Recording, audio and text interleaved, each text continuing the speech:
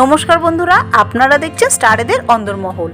বিয়ের মরশুম শুরু হতেই সাত পাকে বাধা পড়েছেন একের পর এক তারকা। এবার সেই তালিকায় যুক্ত হলেন আরও এক নায়িকা।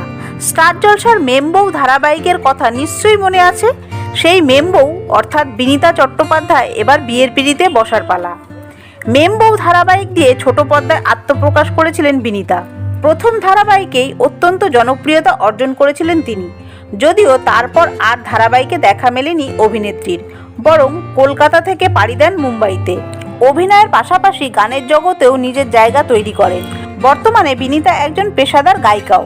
সম্প্রতি কলকাতায় আন্তর্জাতিক চলচ্চিত্র উৎসবে দেখা মিলেছে অভিনেত্রীর। সেখানে বিনীতা জানান বহু বছর পর বাংলা ছবিতে কাজ করবেন তিনি। ইতিমধ্যে নাকি শুটিংও শেষ হয়ে গিয়েছে। বহুদিন পর বাংলায় কাজ নিয়ে বেশ আশাবাদী অভিনেত্রী। তবে কর্মজীবনের পাশাপাশি এবার ব্যক্তিগত জীবনেও নতুন ইনিংস শুরু হতে চলেছে। 2025-এ দীর্ঘদিনের প্রেমিককে বিয়ে করতে চলেছেন অভিনেত্রী। 2025-এর মে মাসে বিয়ের পিঁড়িতে বসবেন মেমবউ ওরফে বিনীতা চ্যাটার্জি। বন্ধুরা, তারকাদের বিষয় এইরকমই খুঁটিনাটি আরও তথ্য পেতে জুড়ে থাকবেন আমাদের চ্যানেলটির সাথে। ধন্যবাদ।